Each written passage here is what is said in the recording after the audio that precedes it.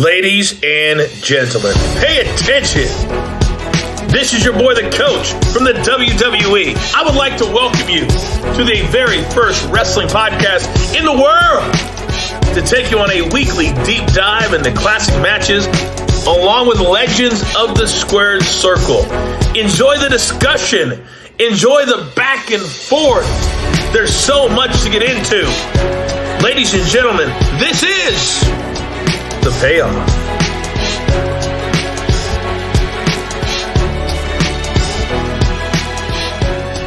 Welcome to episode 200. Woo. Jeff, give yourself a big round of applause. That was, who would have thought, man, like 200 episodes later. 200 episodes, 200 matches, 200 payoff scores. Crazy. Yep. All kinds of Manscaped products. Shawn Michaels match. Yep. Yeah, it had to be a Shawn Michaels match. You're welcome. Like I couldn't, so when I was looking through, this, what else could we do? Yeah. I mean, I'm pumped about this kind of a discussed match. Yeah, it's really interesting. Yeah. I'm really excited for you to walk through the build to this thing, just because there's a lot that I don't remember. And Shawn in 97 was like both peak performer. It's as good as he probably ever was in the ring, and peak asshole, as big of a prick as he ever was outside the ring. Right. So it'll be interesting to cover this one. Are you ready to get into this match? I am, if you are, man. Let's do this. All right.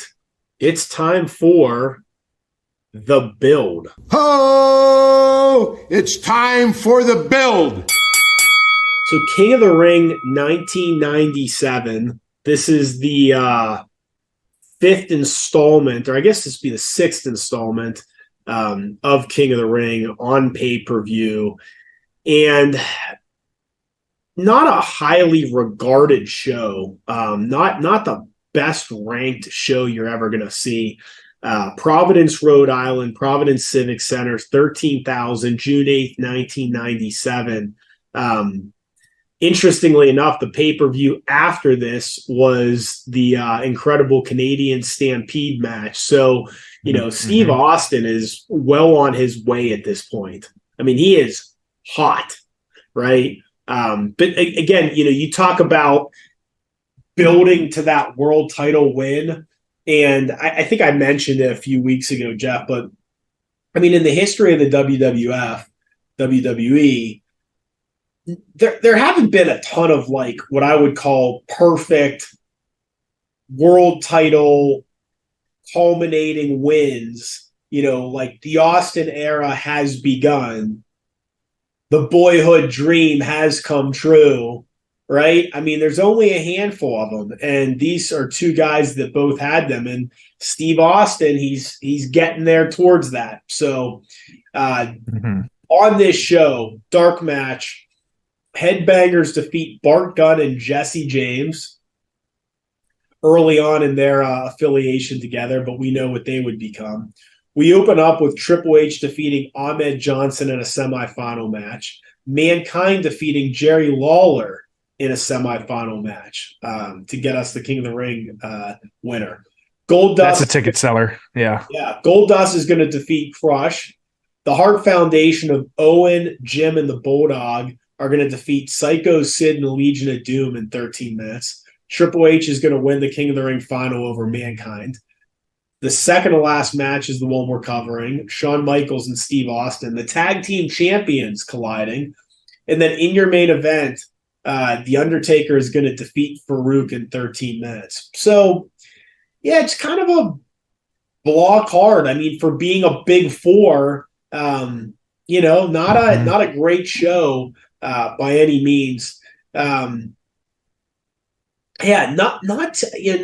too much here. Yeah. Not too much. So I'll say, the King of the Ring tournament only had 8 guys in it. So Ahmed, Triple H, Crush, Goldust, Jerry Lawler, Mankind, and Savio Vega. Just not a great tournament, man. Just kind of half-assed. But how do we get? So let's get to Shawn Michaels here. Shawn Michaels and Steve Austin. How do we get to these guys being tag champs? Where does this all fit in, and how do we get to them wanting to face off at the King of the Ring? Like you said, it is just a weird card because, like, you had the King of the Ring stuff, but then also, like you said, like Goldust and Crush were part of the tournament, but then they just had like a singles match on this. So it really, like, okay, whatever. Like, and so like that part of it's weird. Like, it really kind of feel like, okay, so the Undertaker taking on Farouk, like, okay, like, I don't know how many people are excited about that match, but it's interesting. I will say. So for everyone at home and Tom too, so like I usually have that little picture of the star ratings of like, it was really nice. It was all one website that gave us all the star ratings for every match.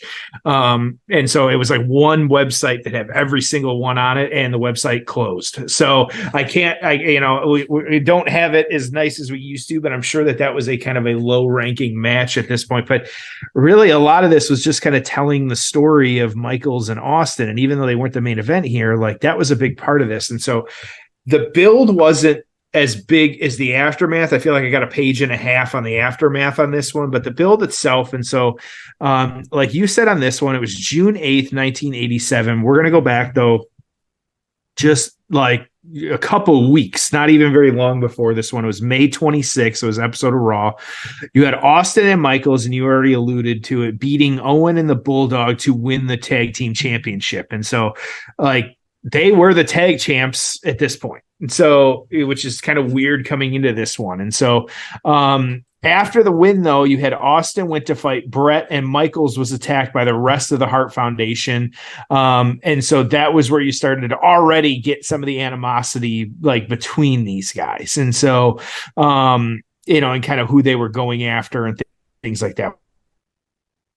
I would say we are really in the heat of somewhat early, but this was when Michaels and Brett hated each other's guts. And so I think that's, to keep in mind as we're kind of watching this. There was very much we'll talk about it, that like Sunny Days is coming up. There was all kinds of things happening here.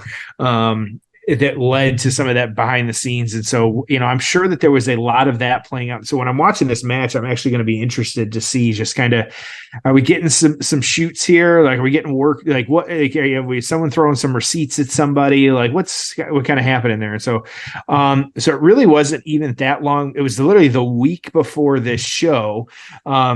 You had Austin and Michaels actually fighting each other during a tag title defense. It was actually against the Legion of Doom, Hawk and Animal.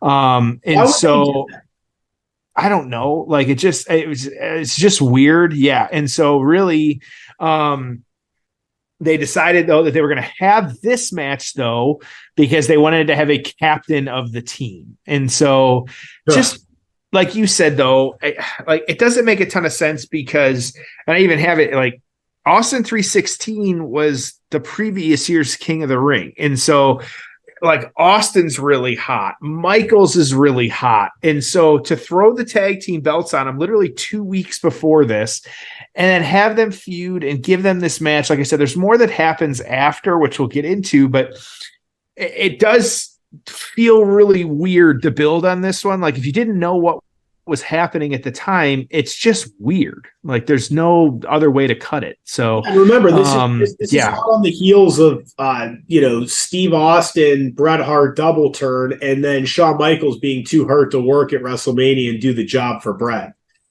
Right. Just a weird time in wrestling. And then remember the screw job's right around the corner as well. Yeah, we'll talk about that. But yeah, so all right. If you're ready, I'm ready. 1 hour and 55-minute mark of King of the Ring 1997. Are you ready? We got the boys jawing in each other's face. I'm ready. All right. It's time for the payoff. Ho! It's time for the payoff. Shawn Michaels plain, but this should be a wonderful matchup. These men are tag team partners. They are not personal friends.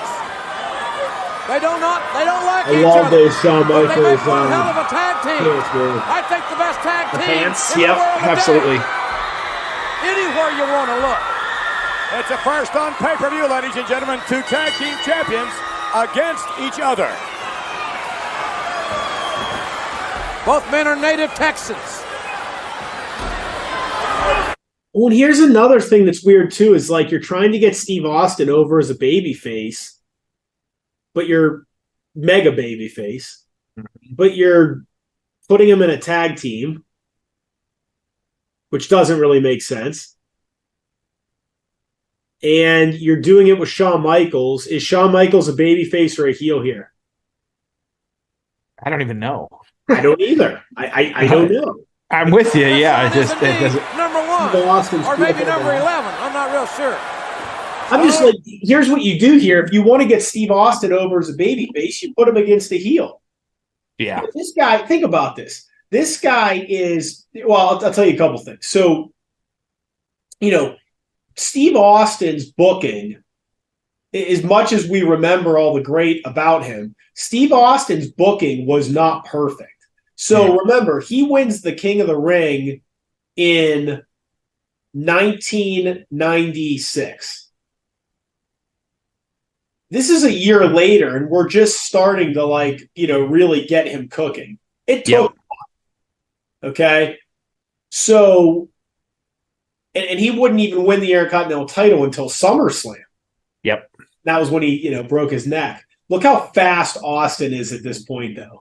Yeah, crazy. Just watch how quickly he moves around. Again, pre neck injury. Michaels to get So playing again, heels. a year after winning the King of the Ring to get to this point, he still didn't have the Intercontinental title yet. Then, you've got. Do you know the story about this year? This kid get hurt. I forget. Yeah. Try running in the ring. Yes, that's what it was. I'm sorry. So they stopped the match briefly because I did read about this. So you have a fan who with Down syndrome who kind of ran into the ring. And so they actually stopped the match briefly because obviously it wasn't planned and they weren't going to kick the crap out of the kid. And so they take a second because, he just didn't, got caught up in it, and that was that. And so that was his mom and him now. So that was a kind of a weird start to the match. It kind of throws it off. And so it's just unusual. Yeah. Yeah, I don't remember that happening. Interesting. Yeah, a bunch of security around them, but they kind of walked him out. And usually you think even Michaels was walking with him to try and calm him down a little. So, but it takes you out of it because he is trying to play the heel before this, and then So it's kind of odd there. Yeah. So my point with Austin is if I'm okay. So we do the Brett double turn thing. I'm trying to get Austin over as a mega baby face. Well, wouldn't I have him going against a heel? Like a heel British Bulldog, a heel Owen Hart. A heel Triple H. I don't know. Just someone that's a established heel versus Shawn Michaels, who people just adore regardless. He really wasn't. Shawn was kind of a heel at this point, but not completely full-fledged heel. And the only way you're going to put him with Shawn Michaels is if he's going to go over, but he didn't. So it was just odd booking, man. I didn't understand this at all. And Shawn, why would you put Shawn with this guy? Shouldn't building Shawn to go up against Brett again or do something there? So I don't know. Interesting. There was just so many weird things, and I think so much of it was. Austin mocking Shawn. This is great. That was great. Yeah, doing the flex. But I think a lot of this was just because of how difficult Shawn was to work with in this era. Because, in a perfect world, Shawn Brett WrestleMania 13. Brett gets his win back. Then you have your rubber match at some point, SummerSlam, right? You just couldn't find guys for Shawn to work with. I mean, he didn't even wrestle at SummerSlam. He was the referee for Brett and Taker. Just a weird. But then a month later, he works Hell in a Cell and has arguably the greatest match of his career. It's just so weird. This whole year. I'm looking at it too. So this card itself, I did pull it up, so we have it. So your King of the Ring, it was Hunter beating Mankind. It's weird because those two matches were outside of Goldust and Crush, which was a dud. The Hunter Hearst Helmsley Ahmed Johnson match was 1 star. The Mankind and Lawler match was 1 3/4 stars. Like they went on to have a 3.5 star match, but like the tag match previous to was 1 3/4 stars. Like it just feels like they didn't know. Like they did a King of the Ring because they had to do a King of the Ring, but also like after coming off last year's King of the Ring with Austin, like to your point, like what are they doing?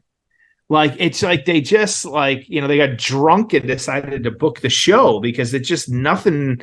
Like it's just so weird how it plays out. Yeah, it again very, very poor. The month and then the month prior. Well, here's something else. What happened the month prior? The month prior, The Undertaker beat Steve Austin in 20 minutes to retain the World Championship. Mm-hmm. So get this straight here. So let's get our timeline here. WrestleMania 13, Taker beats Sid. Austin does the double turn and becomes a babyface.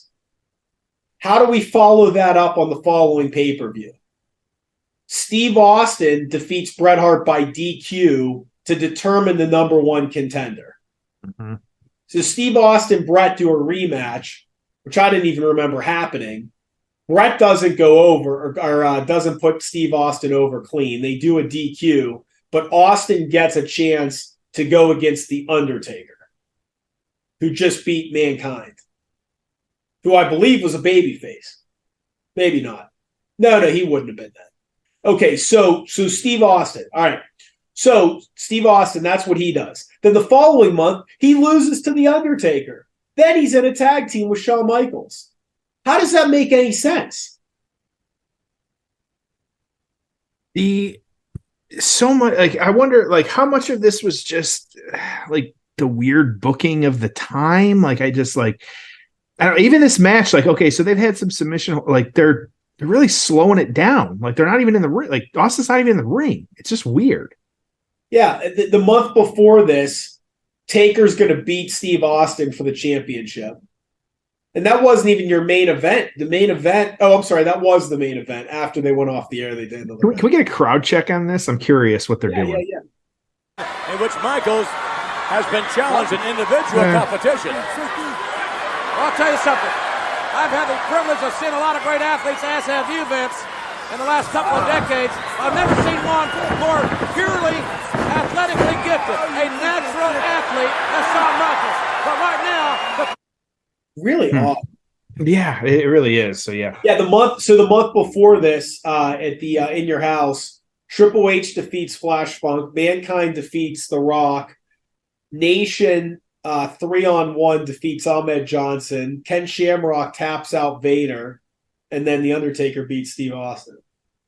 Like the talent was there on the roster, and I think the booking kind of sucked, to be quite honest with you. Yeah, I think that's really what it boils down to. Like, it's just odd. Like, there's just no other way to kind of break it down. Yeah. Yeah, and this match, I will say too, this show was odd. Like, I was curious too. Like, this is when, so 1997, and I'm gonna spoil it a little bit here. Like, well, Austin was number 3 this year. Shawn was 18. Like, which feels very low, or I say high, like low for him. Like, it just. It just doesn't make a ton of sense. But like both these guys look like when they're tying up and when they're wrestling, like they look pretty good though. So it is a weird disconnect on this one. Yeah. Oh, it looks like Austin bumped the ref on that one. That was he went to run the ropes and the ref was standing too close and took a tumble there. That was interesting. Like that, I think that just kind of speaks to the weirdness of this. Yeah.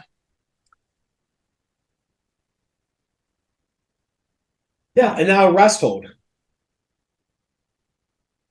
Right. Yeah. They have a couple rest holds now.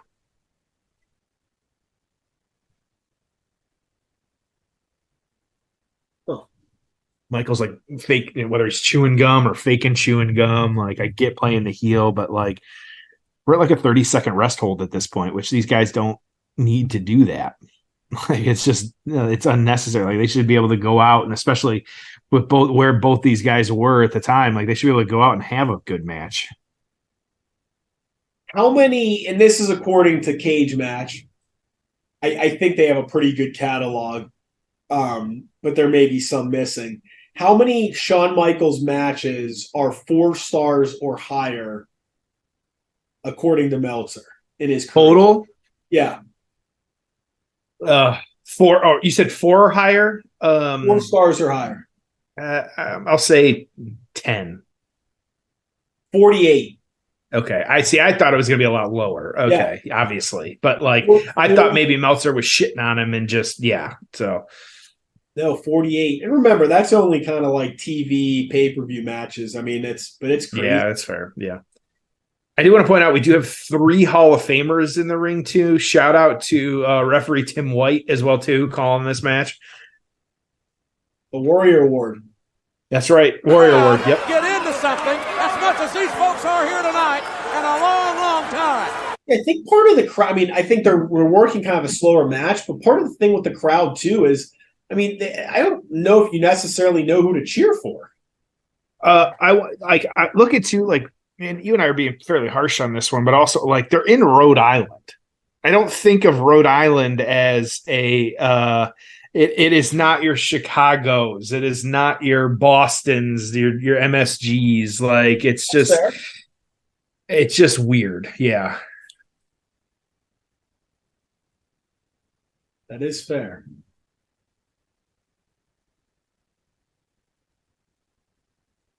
Yeah, just I don't know if they didn't have the chemistry or they didn't want to show up the main event. I just really don't know.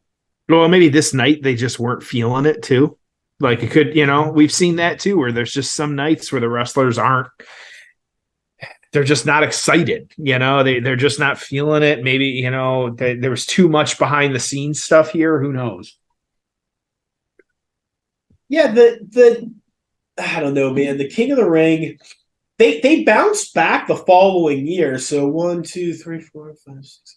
They had 16 guys in the King of the Ring the following year. Wow. Yeah. And that was the one Ken Shamrock defeated The Rock. That was King of the Ring 98. Same show as Austin Kane and the Mankind Undertaker Hell in a Cell. Mm-hmm.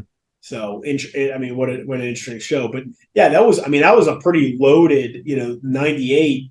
Vader, Rock, Triple H, X-Pac, Owen, Too Cold Scorpio, D'Lo Brown, Dan Severn, Shamrock, Mark Henry, Terry Funk, Jeff Jarrett, Farouk, Mark Marrow, and Steve Blackman. Wow. Yeah, I mean, that was a good King of the Ring. And you give it to Shamrock, which makes sense because you're really trying to get him over. And yeah, right? I mean, that's the way it should be.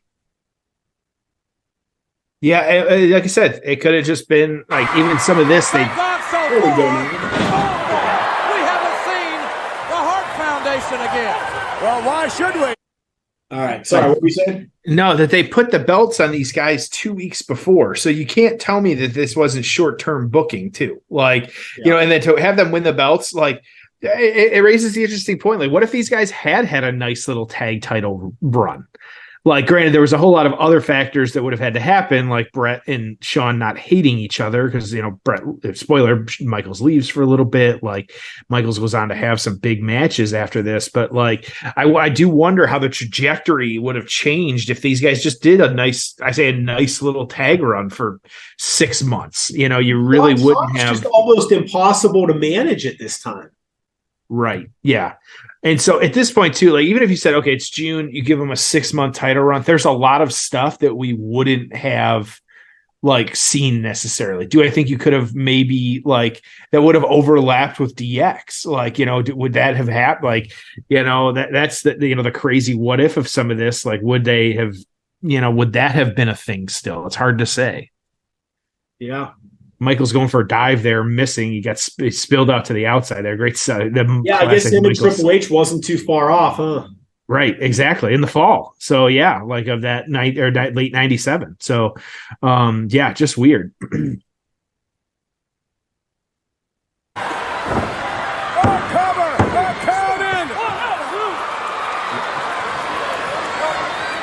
I don't know if this crowd sucked or what, but it just. Well, we know Shawn Michaels can go the distance. It's like the low roar of talking, but there's not WrestleMania 12, anything else happening. The WWF title from the Hitman.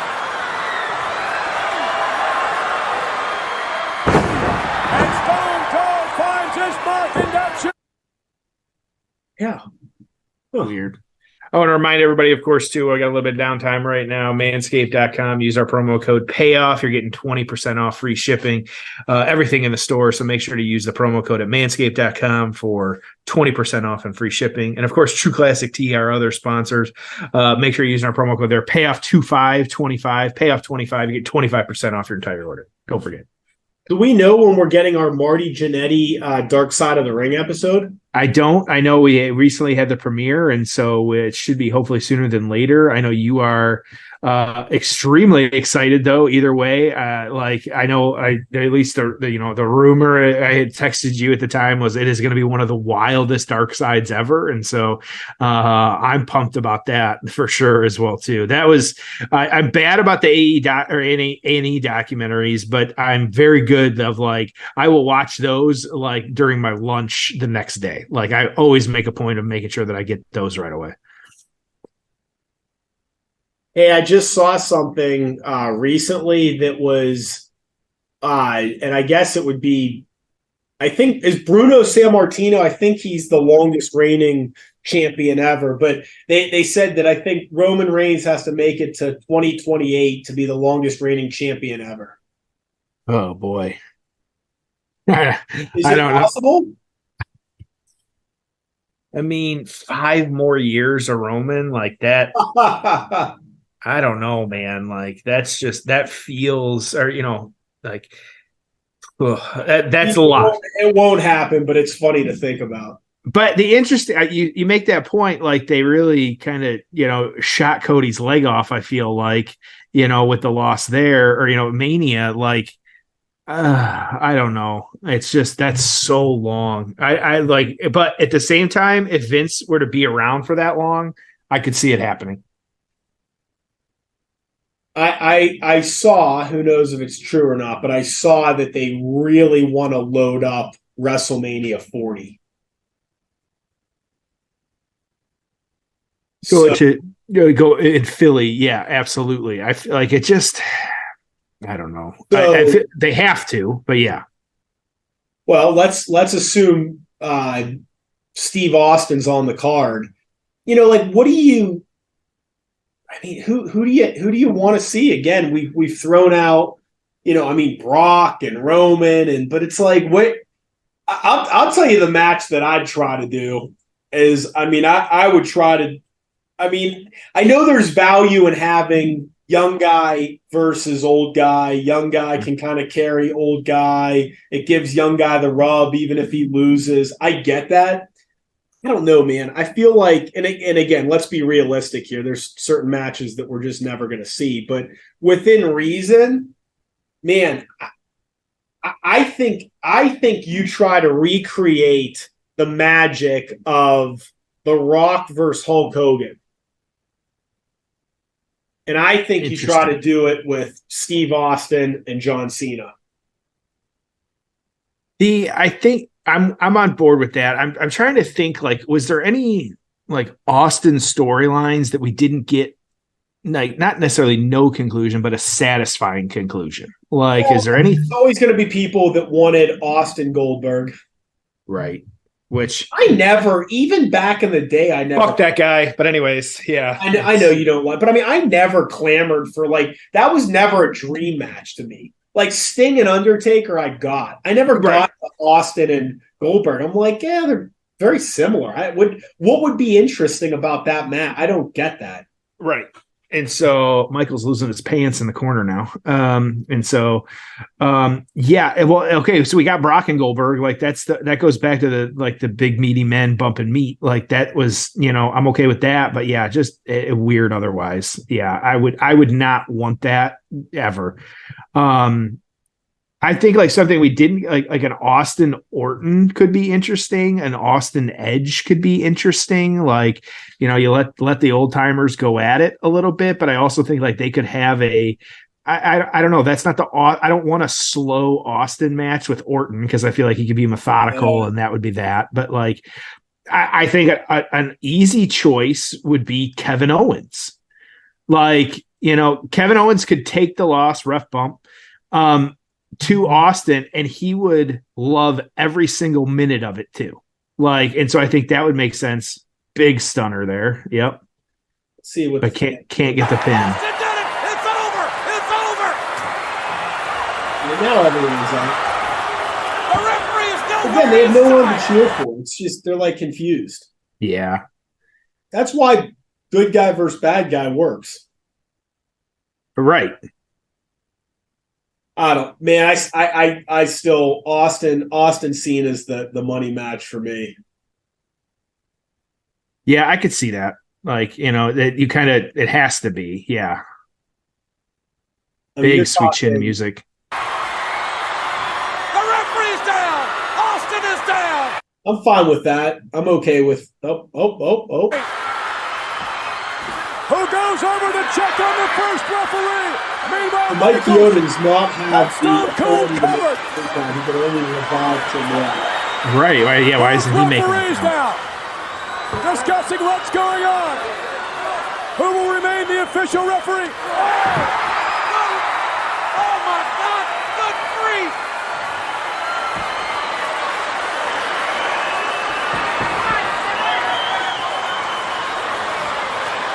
That's the original referee. 1, 2,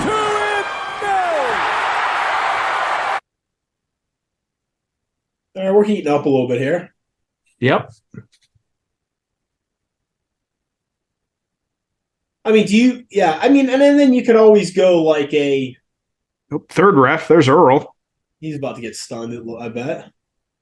That's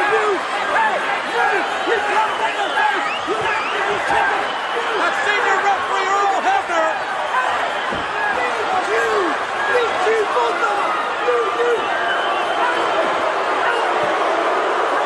Oh, this is not a popular decision.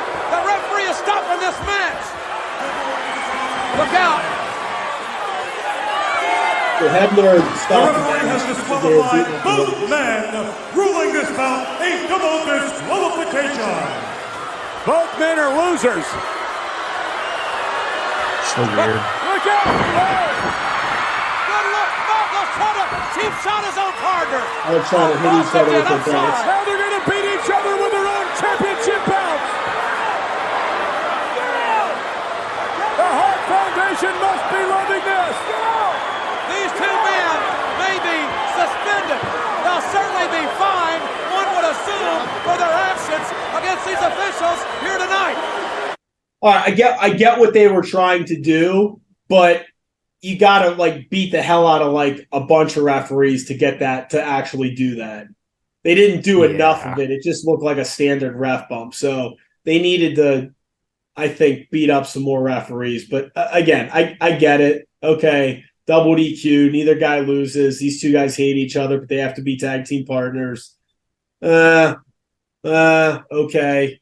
All right, let's get into the aftermath. Ho! It's time for the aftermath. What'd you think? Just weird. Like, I feel like it started weird. It like the match came about for weird circumstances, and it was just overall unusual. That's the only way I can kind of describe it. I agree. How about you? I agree. I'm not saying that like this was easy to book, but I also think that this was stupid. Mm-hmm. They're jawing leaving the ring right now. Of course, they're tag champs too. I do want to remind everybody of that fact.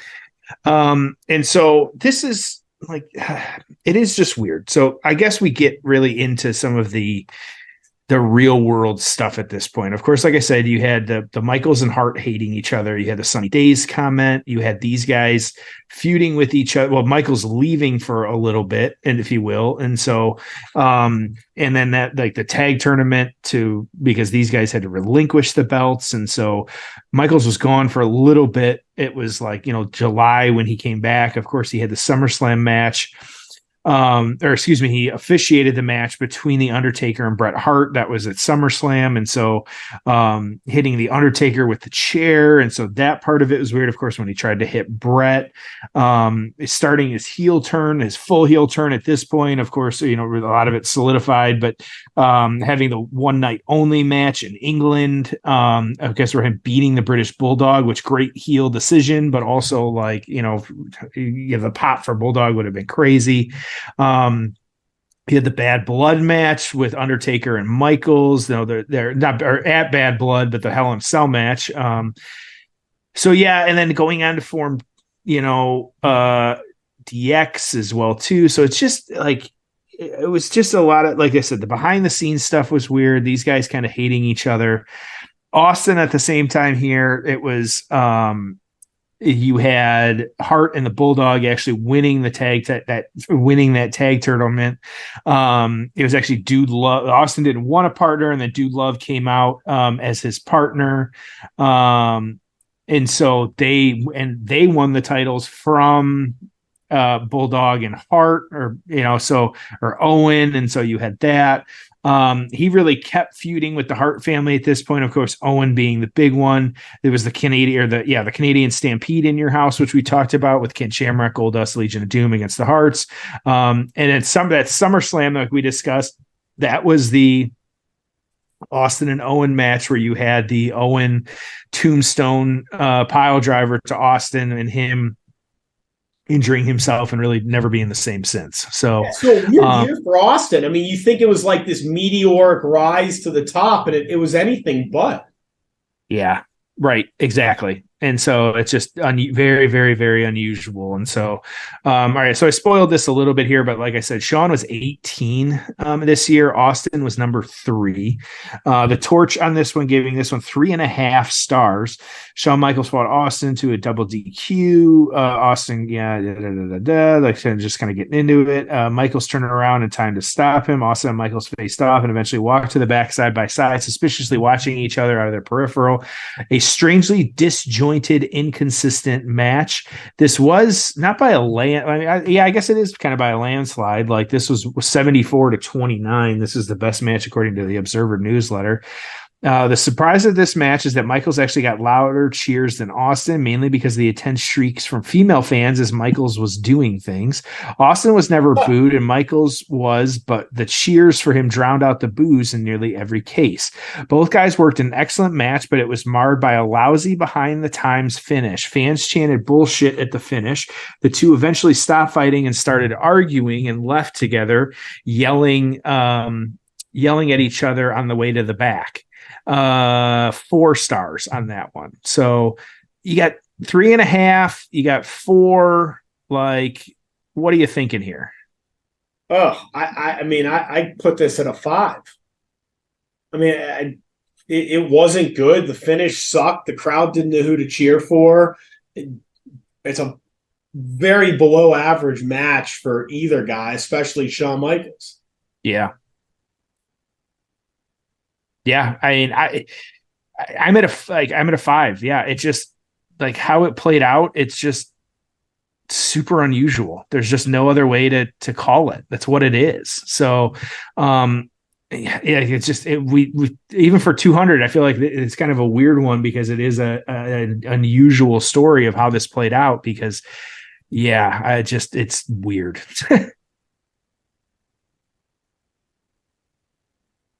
What are you gonna do? Final thoughts? Yeah, I guess we'll get into that. Nothing we can do about this one. Very frustrating. Frustrating, but that's okay. Yep. Sometimes that's just how wrestling is. And so that's okay though. It doesn't always work. Not everything is a 5-star match or a 10 on the payoff. I will say next week's could be at least in your book, could be a 5-star match though. It's a sleeper, man. Yep. It's one that I'm very excited that we are covering. Yep. Well, I'm looking forward to it. We'll have fun with next week. Jeff, first 200 in the books. It's been a pleasure. Here's to another 200, my friend. Here's to another 200. So, as always, thank you for listening, and we'll see you next week on an all-new episode of The Pan.